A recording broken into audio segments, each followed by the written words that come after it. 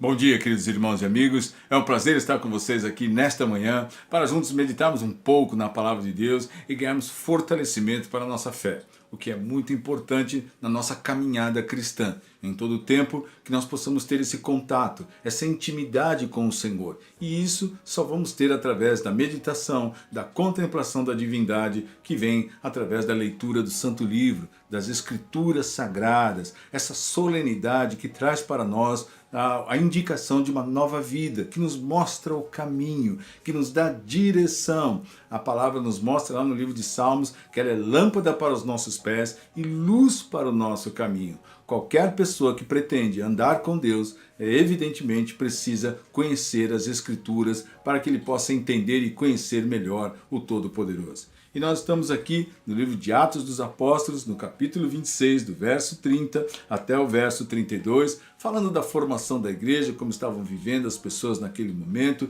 o apóstolo Paulo estando preso na Cesareia e agora indo, não é, para ser julgado pelo imperador lá em Roma. Não é? E nesse momento, depois de Paulo ter feito o seu discurso para o rei Agripa e ele ter falado quase que eu me converto, apóstolo, né? Para Paulo, ele disse isso. Então nós vemos aqui o momento em que Paulo seria solto se ele não tivesse apelado para César. Vamos ler.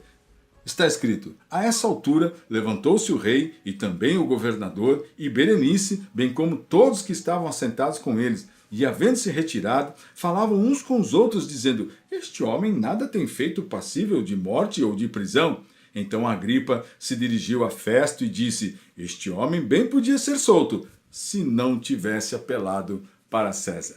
Então talvez alguém poderia ler esse momento e falar assim: então por que o apóstolo Paulo apelou para César? Puxa, por que ele foi então pedir que ele fosse julgado pelo imperador lá em Roma, não é? Mas veja só que isso era um propósito de Deus. Deus havia dito isso, como eu falei anteriormente, lá no capítulo 23 do livro de Atos, que o apóstolo Paulo lhe seria testemunha tanto em Jerusalém como também em Roma. E ele foi realmente para Roma através desse julgamento, justamente para testemunhar. Em todo o tempo, quando as pessoas queriam ouvir o motivo da prisão do apóstolo Paulo, ele falava de Cristo, ele pregava sobre o evangelho de Cristo, que este era o real motivo porque os homens, os judeus, tinham tanta raiva dele, por causa que Paulo havia assumido, aceitado, porque agora Paulo era um cristão fervoroso, porque Paulo agora estava pregando aquilo que Jesus fez na sua vida, o transformar, e ele estava falando sobre isso, né? Falando exatamente que Cristo era a promessa de Deus e que os profetas haviam falado sobre a vinda do Messias, e o povo judeu esperava o Messias. Só que o mais interessante do que tudo, mesmo esperando o Messias, eles não aceitaram o Messias. Já falei isso anteriormente, mas nós precisamos tomar cuidado nestes dias em que, sendo cristãos, corremos o risco de não aceitarmos o cristianismo. Aceitamos filosofias, aceitamos doutrinas humanas, aceitamos palavras, fórmulas milagrosas para a conquista de bênçãos, não é? Mas isso não significa que nós aceitamos o Evangelho. Então nós também corremos o risco nesse tempo de sermos cristãos e ao mesmo tempo não sermos cristãos. Que coisa maluca, mas é verdade. Estes homens que o apóstolo Paulo, inclusive o rei Agripa, que era rei dos judeus, que também cria nos profetas, que também esperava a promessa, que também disse ao apóstolo Paulo: quase que eu me converto, não se converteu. Então que coisa interessante, muitas pessoas nesse tempo estão na igreja, estão realmente frequentando a igreja, mas não significa que elas realmente foram salvas, libertas e têm confiado plenamente no Evangelho de Cristo. Aqui nós vemos exatamente isso, em que Paulo, tendo se defendido, estes homens disseram: puxa, ele não fez nada de errado, não tem nada pelo qual ele deveria ser condenado à morte, né? Ele inclusive poderia ser solto se ele não tivesse apelado para César. E é isso que o apóstolo Paulo estava fazendo, realmente pregando o Evangelho e mesmo enfrentando a morte. Em determinado momento ele disse: olha, se eu cometi algum crime, eu estou pronto para ser condenado à morte, senão eu quero realmente ser julgado por César. Então veja que ele tinha uma disposição pela verdade. E nesse tempo nós temos percebido como as coisas estão se misturando, como as coisas estão, assim, digamos assim, híbridas, se contaminando. Elas têm vários tipos de influências e há uma relativização. Isso é relativo, porque o mundo mudou. Porque hoje o pensamento dos homens é diferente. E nós vemos, e vamos falar sobre isso, mesmo terminando o livro de Atos, né, na história da igreja, os muitos homens que se levantaram, homens de Deus realmente, para estarem lutando contra os pensamentos da época, dos séculos, dos filósofos, dos gregos, não é? De tudo isso que estava acontecendo naquele tempo, justamente para se posicionar através da fé cristã. Isso não mudou. Céus e terras poderão passar, a palavra de Deus jamais passará.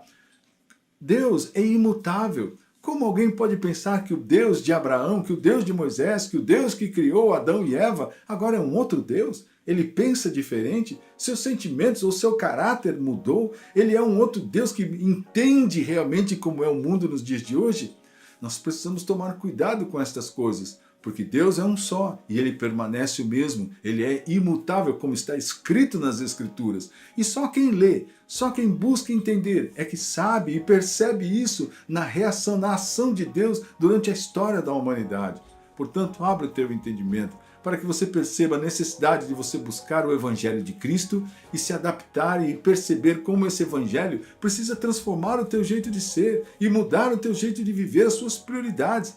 Talvez isso tenha prejudicado a sua casa, prejudicado o seu casamento, as suas prioridades. Aquilo que você diz, eu preciso de dinheiro, preciso trabalhar, preciso disso, preciso daquilo, nós temos que fazer isso, né? Tem feito com que você se envolva em dívidas, se entregue a prazeres, se mova por sentimento dos homens, mas não perceba realmente quem você é, a sua verdadeira identidade.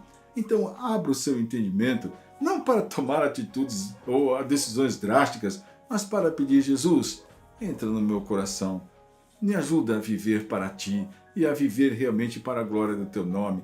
Que você possa perceber a necessidade de se arrepender de tantos costumes e atitudes e palavras e sentimentos, né? Para que você possa ter uma vida com Deus. Peça que Jesus entre na sua vida e transforme o seu ser, para que você, mesmo diante das dificuldades e problemas, possa ter uma nova disposição de vida que não procede de homem nem de ensino humano, mas que faz com que você, cristão, viva de verdade uma vida cristã. Seja realmente um cristão verdadeiro, que testemunhe sobre Cristo, a sua vida, o seu viver. Não é falar somente de Cristo, mas o que você vive, as suas prioridades. Eu vejo muitas vezes as pessoas conversando nas rodinhas somente sobre dinheiro, sobre trabalho, sobre carreira, sobre prazeres, sobre viagens, sobre eu tenho, eu posso, eu faço, eu consigo, meu sonho de consumo. Essa é a vida cristã que Jesus trouxe para a igreja? É isso que realmente o Senhor pretende que os seus filhos vivam? Medite nisso, ganhe sabedoria, que a graça do Senhor nos oriente, que o Senhor tenha misericórdia de nós. Eu desejo que você fique firme e fortalecido na fé.